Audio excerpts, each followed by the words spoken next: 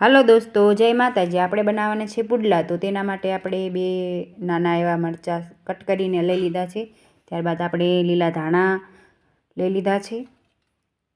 પછી ત્યારબાદ આપણે હવે તેમાં આપણે 2 ચમચી હળદર નાખવાની છે અને 2 ચમચી આપણે આખું જીરું।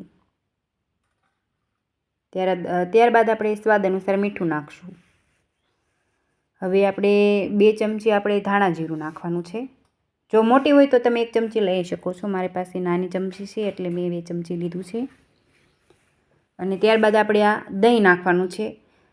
થોડું ઓછું જામ્યું છે એટલે થોડુંક છાશ જેવું છે એટલે તો આ આપણે સરસ મજાનું મિક્સ કરી લેવાનું। થોડું એવું લાલ મરચું આપણે નાખવાનું છે, જમથું જો આવી રીતે અડધી ચમચી જેવું આપણે લાલ મરચું લઈશું।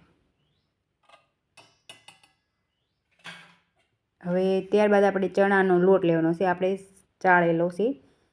આ પુડલા દહીંમાં બનાવવાથી બહુ સરસ મજાનો ટેસ્ટ આવે છે। તમે ક્યારેક બનાવી જોજો, ટેસ્ટ કરી જોજો, એમ સારા એવા બનીને થાય। તમે આમાં લીંબુ પણ નાખી શકો છો અને પાણીમાં પણ બનાવી શકો। મેં દહીંમાં બનાવ્યા છે, મેં અલગ તરીકે બનાવ્યા છે એમ।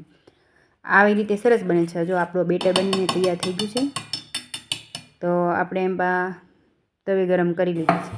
હવે આપણે છે ને અમુક માણસો પીછીએ કરીને લગાવતા હોય તેલ થોડું થોડું, તો મેં આમાં પીછી નથી વાપરી, કારણ કે પીછી આપણે તવી ગરમ હોય તો ચોંટી જાય છે। મેં રૂ લીધું થોડું અને આપણે નોખું તેલ લેવાનું એ વાટકીમાં, અને પછી આપણે એમાં રૂ બોળીને આપણે તવી ઉપર લગાવવાનું। આપણે પાવડું ભરીને તેલ નથી નાખવાનું એટલે આપણે ઓઇલી ન થાય એમ, પુડલા આપણા ઓઇલી ન થાય તે એટલા માટે એમ। તો વાતોમાં મેં તમને આ પુડલો કઈ રીતે બનાવાય એ ન બતાવ્યું। હવે હું તમને ફરીવાર નાખીને બતાવીશ। જો આવી રીતે આપણે નાખીએ બેટર, 2 ચમચા નાખીને આપણે સરસ મજાનું આવી રીતે આમ ગોળ ગોળ ફેરવીને મોટો પુડલો બનાવી લેવાનો છે। આવી રીતે મોટો બનાવી લેવાનો છે। આપણે પુડલા અરે તમે દહીં ખાઓ તોય સારું લાગે, તમે ચા પીવો તોય સારું લાગે, અને ચટણી સાથે ખાવ તો પણ સારા લાગે એમ। તમે જેની સાથે ભાવતા હોય તેની સાથે તમે પુડલા લઈને તો સવારમાં પુડલા બનાવે એટલે એટલા માટે મેં સાઈડમાં ચા બનાવું છું। તમને વિડીયોમાં દેખાતું હશે, મેં સાઈડમાં ચા બનાવવા મૂકી હતી। તો આપણો આ સવારનો નાસ્તો છે।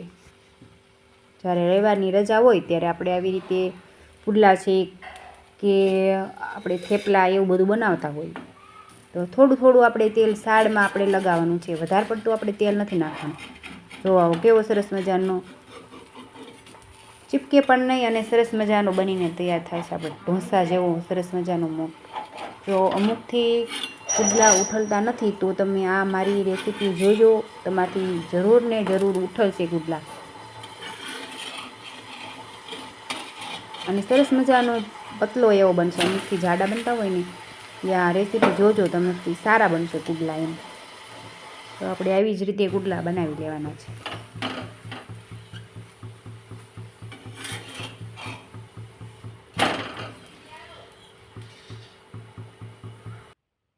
જો આપણા પુડલા બનીને તૈયાર છે। હવે આપણે એમાં ચા નાખી દઈશું કપમાં। આપણે સાઈડમાં ચા બનાવી હતી આપણે નાખી દેવાની છે।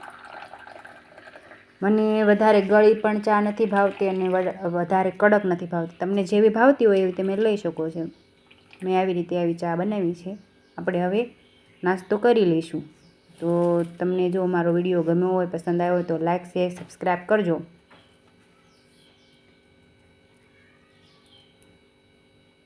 જો કેટલો પતલો બન્યો છે।